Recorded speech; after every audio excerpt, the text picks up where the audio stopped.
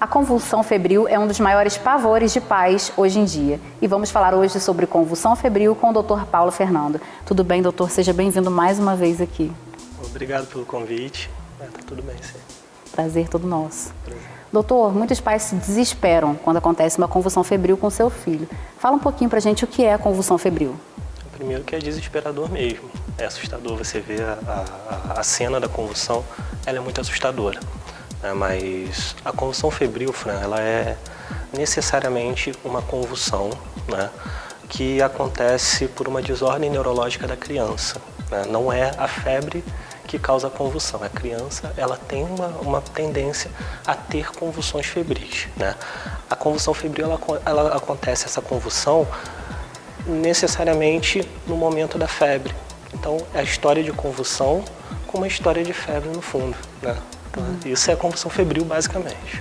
Deixando claro para o pessoal que está em casa também que não entende muito que convulsão febril não tem nada a ver com epilepsia, né? Não, absolutamente nada a ver. A epilepsia, ela é uma desordem também neurológica, mas a epilepsia, ela acontece, né, sem ter essa história necessária da febre, né, na sua construção. E como os pais podem identificar a convulsão febril? A identificação em casa da convulsão febril, na maioria das vezes elas são típicas, Fran. Então a convulsão, ela acontece daquela forma que a gente já viu em algum lugar, ou já viu em algum vídeo, algum filme, alguma coisa assim. Então a criança, ela tem um estado de ausência e começa a ter tremores generalizados. Essa é a convulsão típica. Existem convulsões atípicas também, mas elas não são muito comuns. Tá? Então, assim, você identificou esse tipo de convulsão acontecendo, esse quadro, né, de convulsão em que seu filho, ele simplesmente saiu de si, né, e começa a ter tremores, cair no chão, babar, tal. Então, assim, vale a pena você procurar ajuda médica, né, o mais rápido possível, obviamente. E o que fazer nesses casos, exatamente quando a criança está tendo uma convulsão em casa? Então, assim, existem assim, muitos feitos e ditos populares, né, sobre o que fazer na hora da convulsão. Então a gente ouve aquela nossa vizinha falando, né, que é para botar o dedo lá dentro, que é para fazer muita coisa e, cara, não é para fazer absolutamente nada. Né? Seu filho começou a ter uma convulsão, Fran, o importante é você proteger a cabeça dele para que ele não bata essa cabeça, né, e você coloque, né, o rosto dele um pouquinho para o lado para que ele possa escoar a baba, né, a saliva. Mas o que você vai fazer, né, logo depois é levar para o hospital, para que ele seja avaliado por um médico. Mesmo que o médico chegue para você e fale para você que não tem nada demais, que é só uma convulsão febril. Mas, cara, acontecendo, leva para o hospital, é uma emergência. É porque é desesperador para os pais. O meu filho, ele tinha convulsão até 5 anos, teve. E é realmente desesperador. Então, assim, tem muitos pais que acabam, às vezes, sacudindo a criança, balançando, puxando a língua, nada disso. Gente, não precisa balançar, nem sacudir, nem puxar a língua, tá? Só segura a cabeça dos seus filhos, coloca um pouquinho pro lado, vai passar em menos de 5 minutos, Fran, e depois você procura ajuda médica, porque existe uma avaliação médica que precisa ser feita, né? Essa desordem neurológica, ela acontece por uma condição da criança, mas às vezes isso daí pode ser exacerbado por uma infecção, alguma coisa, tem alguma coisa causando aquela febre, né? Então a gente, às vezes, é alguma coisa que é tratável, a gente pode começar o tratamento o mais rápido possível. E o tratamento principal para a convulsão febril é acabar com a febre. Quando a gente abaixa a febre, a convulsão vai embora.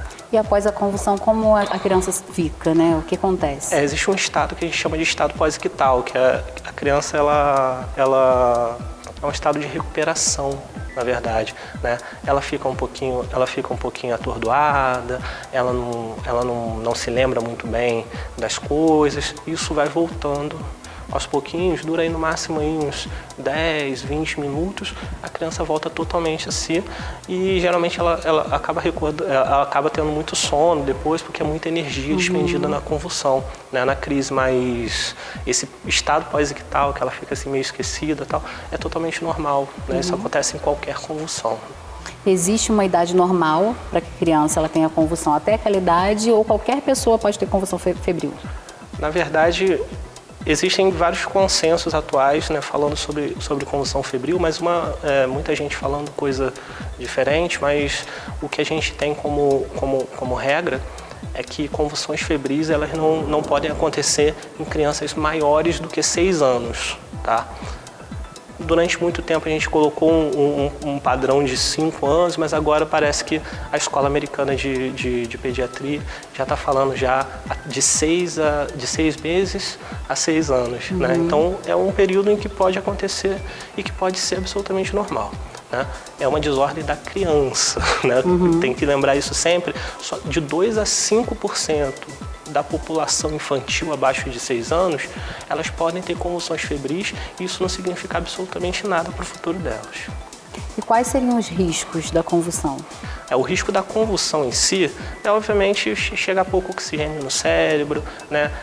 Essa criança ela tem a chance de desenvolver epilepsia mais tarde, não pela convulsão em si, mas pela imaturidade neurológica que ela apresenta. Então pode ser que ela no futuro, depois dos 6 anos, ela apresente um quadro de epilepsia, né? Mas a crise em si, não existem relatos de grandes complicações por causa da crise, né? Existem complicações que já são inerentes à criança. Dar remédio de 4 em 4 horas consecutivamente pode evitar que a convulsão aconteça? Seria bom que evitasse, né? Seria ótimo. Seria ótimo, mas não.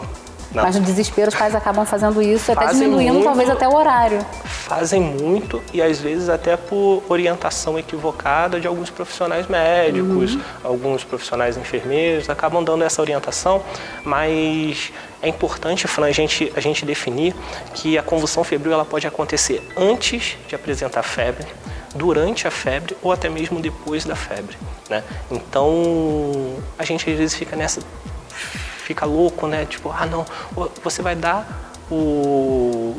esse remédio até quando? Para sempre? Para ele nunca mais ter?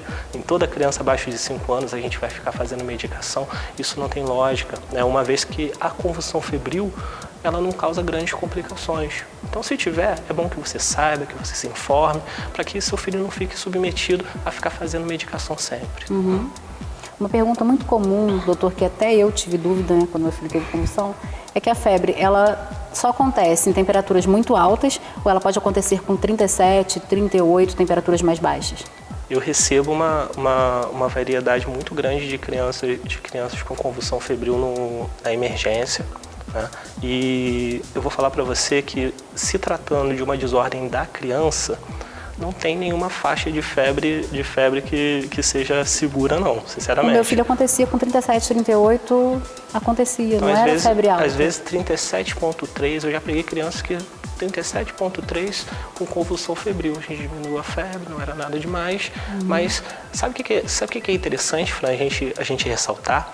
É que mais de 75% das crianças que tiveram a primeira convulsão febril, elas nunca mais vão ter, né? Então, a maioria das vezes acontece uma vez só e não acontece mais, né? Então, assim, por isso que a primeira orientação de qualquer livro de medicina é acalme os pais, porque é um quadro benigno. Caso persista a convulsão febril, passe de 6 anos, aquilo persista, como os pais devem proceder? Aí é importante ter uma relação muito próxima com o pediatra, né? Porque esse pediatra ele pode te encaminhar para um serviço de neurologia ou ele pode ele mesmo, né, solicitar alguns exames, que é o eletroencefalograma, às vezes até tem indicação de pedir uma tomografia, alguma coisa assim, né? Mas o importante é você nunca deixar para lá, né? Nunca se acostumar a um quadro desse. É apavorante mesmo, e é apavorante por um motivo, é porque é importante, né? A gente não pode deixar para lá e a gente tem que sempre levar no hospital e tem que ter essa relação muito íntima com o seu médico. O cuidado é muito importante, né? Exatamente. Doutor, mais uma vez, muito obrigado, tranquilizando aqui os papais, as mamães que estão em casa nervosas, que não sabem o que fazer nesse momento, que é desesperador realmente. Agradeço muito a sua participação aqui novamente. Muito obrigado, Fran, e obrigado por abrir esse espaço para a gente falar um pouquinho de saúde. O carinho é todo nosso. E fala a sua rede social também, o pessoal que está em casa. Quem quiser saber um pouquinho mais sobre dicas de pediatria, né, tem o meu Instagram, que é o @dr.paulodias, né? @dr.paulodias. Aí lá você vai encontrar várias dicas. Você tá lá, né, também? Com certeza, gente, eu pesquiso bastante, estou sempre olhando, fuçando lá. Faça isso você também, porque você vai encontrar muita dica lá, com certeza. Obrigado. Obrigada a você. Mais um intervalo, não saia daí.